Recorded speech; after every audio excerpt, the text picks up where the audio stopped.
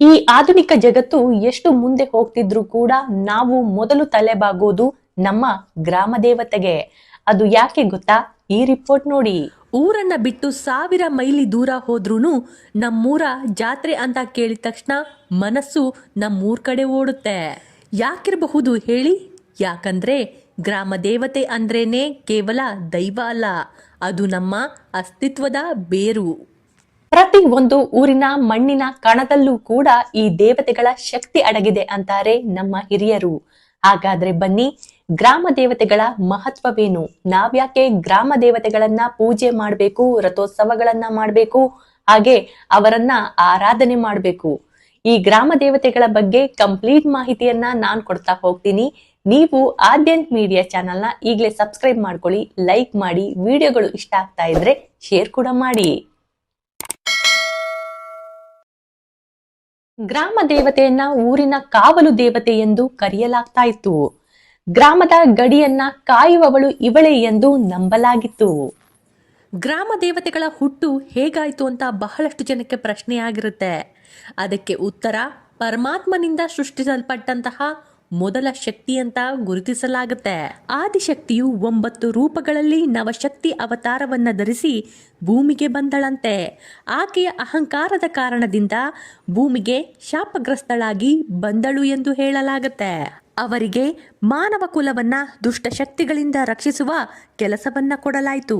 ಹೀಗಾಗಿ ಗ್ರಾಮ ದೇವತೆಗಳಿಗೆ ಊರಲ್ಲಿ ಹಬ್ಬ ಹಾಗೆ ಜಾತ್ರೆಗಳನ್ನ ಮಾಡಿ ಅವರ ಕರ್ತವ್ಯಕ್ಕೆ ಗೌರವವನ್ನ ಸಲ್ಲಿಸಲಾಗ್ತಾ ಇದೆ. ಇವೆಲ್ಲ ಕೇವಲ ಪುರಾಣಗಳಾದ್ರೆ ವಾಸ್ತವ ಬೇರೆಯಾಗಿತ್ತು. ಗ್ರಾಮ ದೇವತೆಗಳು ಆಯಾ ಗ್ರಾಮಗಳ ಹುಟ್ಟಿನಿಂದ ಅಲ್ಲೇ ಇದ್ವು.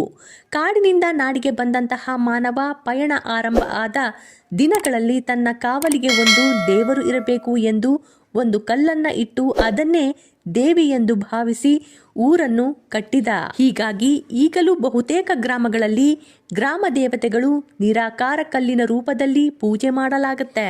ಇದೇ ರೀತಿ ನಮ್ಮ ಕರ್ನಾಟಕದಲ್ಲಿ ಅಣ್ಣಮ್ಮ, ಮಾರಮ್ಮ, ಯಲ್ಲಮ್ಮ, ಪಟಾಲಮ್ಮ, ಕರಿಯಮ್ಮ ಇತ್ಯಾದಿ ಸ್ತ್ರೀ ದೇವತೆಗಳನ್ನ, ಮುನೇಶ್ವರ, ಬೀರಪ್ಪ, ಹನುಮಂತ ಇತ್ಯಾದಿ ಪುರುಷ ದೇವರನ್ನ ಪೂಜಿಸಲಾಗುತ್ತೆ. ಎಲ್ಲ ದೇವಿಯರು ಕೂಡ ಜಗದಾಂಬೆಯ ಸ್ವರೂಪವೇ.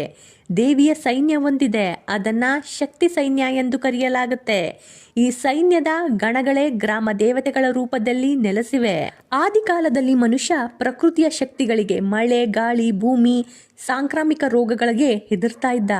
ಭೂಮಿಯನ್ನ ಫಲವತ್ತತೆಯ ಸಂಕೇತವಾಗಿ ಮತ್ತು ತಾಯಾಗಿ ಕಾಣ್ತಾ ಇದ್ದ. ಹಿಂದೆ ಪ್ಲೇಗ್, ಕಾಲರ, ಸಿಡುಬು ಅಂತಹ ರೋಗಗಳು ಬಂದಾಗ ಊರಿಗೆ ಊರೇ ನಾಶವಾಗ್ತಿತ್ತು. ಈ ರೋಗಗಳನ್ನ ನಿಯಂತ್ರಿಸುವ ಶಕ್ತಿ ದೇವತೆ ಗ್ರಾಮ ದೇವತೆ ಎಂದು ನಂಬಿ ಊರಿನ ಹೊರವಲಯದಲ್ಲಿ ದೇವತೆಯನ್ನ ಪ್ರತಿಷ್ಠಾಪಿಸಲಾಗ್ತಾ ಇತ್ತು. ಹಿಂದಿನ ಕಾಲದಲ್ಲಿ ಗ್ರಾಮದಲ್ಲಿ ಯಾವುದೇ ರೀತಿಯ ಜಗಳಗಳು, ಸಮಸ್ಯೆಗಳು ಯಾವುದು ಬಂದ್ರೂ ಕೂಡ ಗ್ರಾಮ ದೇವತೆಯ ದೇವಸ್ಥಾನದಲ್ಲೇನೆ ಬಗೆಹರಿಸಲಾಗುತ್ತಿತ್ತು. ಊರ ದೇವತೆಯ ಮುಂದೆ ಸುಳ್ಳು ಹೇಳಬಾರದು ಎಂಬ ಭಯದಿಂದ, ಭಕ್ತಿಯಿಂದ ಜನ ಆ ದೇವತೆಯ ಮುಂದೆ ಸತ್ಯವನ್ನೇ ನುಡಿತಾ ಇದ್ರು. ಉದಾಹರಣೆಗೆ ಮಾರಮ್ಮ, ಈ ಪದವನ್ನ ಮಾರಿ, ಸಾವಿನ ರೋಗ ಎಂಬ ಪದದಿಂದ ಬಂದಿದೆ. ಊರಿನ ರಕ್ಷಣೆಗೆ ಒಬ್ಬಳು ತಾಯಿ ಬೇಕು ಎಂಬ ಭಾವನೆಯಿಂದ ಈ ಸಂಪ್ರದಾಯ ಹುಟ್ಟಿತು. ಕೆಲವು ಗ್ರಾಮ ದೇವತೆಗಳು ಪುರಾಣದ ಶಕ್ತಿ ದೇವತೆಗಳು ಎಂದು ಹೇಳಲಾಗುತ್ತೆ. ದುಷ್ಟ ಶಕ್ತಿಗಳನ್ನ ಸಂಹಾರ ಮಾಡಲು ದೇವತೆಗೆ ಗ್ರಾಮದ ರೂಪದಲ್ಲಿ ಅವತರಿಸಿದಳು ಎಂಬ ಕಥೆಗಳು ಜಾನಪದದಲ್ಲಿದೆ. ಕೆಲವು ಕಡೆಯಂತೂ ಗ್ರಾಮವನ್ನ ಶತ್ರುಗಳಿಂದ ಅಥವಾ ಕಾಡು ಪ್ರಾಣಿಗಳಿಂದ ರಕ್ಷಿಸುವಾಗ ಪ್ರಾಣತ್ಯಾಗ ಮಾಡಿದ ವೀರರನ್ನ ಜನರು ದೇವರನ್ನಾಗಿ ಆರಾಧಿಸಲು ಶುರು ಮಾಡಿದ್ರು. ರೈತರು ತಮ್ಮ ಬದುಕಿನ ಆಧಾರವಾದಂತಹ ಭೂಮಿ ತಾಯಿ ಮತ್ತು ಮಳೆಯನ್ನ ದೇವತೆಯ ಸ್ವರೂಪವೆಂದೇ ಕಾಣ್ತಾ ಇದ್ರು. ಗ್ರಾಮ ದೇವತೆಯ ಆಶೀರ್ವಾದ ಇದ್ರೆ ಮಾತ್ರ ಮಳೆ ಬೆಳೆ ಎಂಬ ನಂಬಿಕೆ ಆಗ್ಲೂ ಇತ್ತು, ಈಗ್ಲೂ ಇದೆ. ಸಮೃದ್ಧ ಮಳೆಗಾಗಿ ಮತ್ತು ಉತ್ತಮ ಬೆಳೆಗಾಗಿ ರೈತರು ಮೊದಲು ಗ್ರಾಮ ದೇವತೆಗೆ ಪ್ರಾರ್ಥನೆ ಸಲ್ಲಿಸ್ತಾರೆ. ಹೊಸ ಫಸಲು ಬಂದಾಗ ಮೊದಲು ದೇವತೆಗೆ ಅರ್ಪಿಸೋದು ಒಂದು ಸಂಪ್ರದಾಯ. ಮಳೆ ಬಾರದಿದ್ದಾಗ ಗ್ರಾಮ ದೇವತೆಗೆ ವಿಶೇಷ ಪೂಜೆ ಹಾಗೆ ಅಭಿಷೇಕ ಮಾಡಿಸೋದು ಇಂದಿಗೂ ರೂಢಿ ಇದೆ. ಗ್ರಾಮ ದೇವತೆ ಹಳ್ಳಿಯ ಎಲ್ಲಾ ವರ್ಗದ ಜನರನ್ನ ಒಂದೇ ಸೂರಿನಡಿ ತರುವ ಶಕ್ತಿ ಇದೆ. ಜಾತ್ರೆ ಅಥವಾ ಪೂಜೆಯ ಸಂದರ್ಭದಲ್ಲಿ ಊರಿನ ಪ್ರತಿಯೊಬ್ಬರಿಗೂ ಒಂದೊಂದು ಜವಾಬ್ದಾರಿ ಇರುತ್ತೆ. ಇದು ಜನರಲ್ಲಿ ನಾವೆಲ್ಲರೂ ಒಂದೇ ಎಂಬ ಭಾವನೆಯನ್ನ ಮೂಡಿಸುತ್ತೆ. ದೂರದ ಊರಿನಲ್ಲಿ ನೆಲೆಸಿರುವವರು ಈ ಪೂಜೆಯ ನೆಪದಲ್ಲಿ ಮರಳಿ ತಮ್ಮ ಮನೆಗೆ ಬರ್ತಾರೆ. ಇದು ಕೌಟುಂಬಿಕ ಮತ್ತು ಸಾಮಾಜಿಕ ಸಂಬಂಧವನ್ನ ಗಟ್ಟಿಗೊಳಿಸುತ್ತೆ. ಗ್ರಾಮ ದೇವತೆ ಕೋಪಗೊಂಡ್ರೆ ರೋಗ ರುಜಿನಗಳು ಹರಡ್ತವೆ, ಸಮಾಧಾನಗೊಂಡ್ರೆ ಸುಖ ಶಾಂತಿ ನೀಡ್ತಾಳೆ ಎಂಬ ನಂಬಿಕೆಯಿಂದ ಊರಿನ ಜನರು ನಿತ್ಯವೂ ಆಕೆಯನ್ನ ಸ್ಮರಣೆ ಮಾಡ್ತಾರೆ. ನೀವು ಅಬ್ಸರ್ವ್ ಮಾಡಿ ನೋಡಿ, ನೀವು ಯಾವ ಗ್ರಾಮದಲ್ಲಿ ಇರ್ತೀರೋ ಆ ಗ್ರಾಮ ದೇವತೆಯ ಹೆಸರುಗಳೇ ಬಹಳಷ್ಟು ಜನಕ್ಕೆ ಇಟ್ಟಿರ್ತಾರೆ. ಗ್ರಾಮ ದೇವತೆಯ ಪೂಜೆಯೊಂದಿಗೆ ಜಾನಪದ ಕಲೆಗಳಾದಂತಹ ವೀರಗಾಸೆ, ಡೊಳ್ಳು ಕುಣಿತ, ಕರಗ ಮತ್ತು ತಮಟೆ ವಾದ್ಯಗಳು ಬೆಸೆದುಕೊಂಡಿವೆ.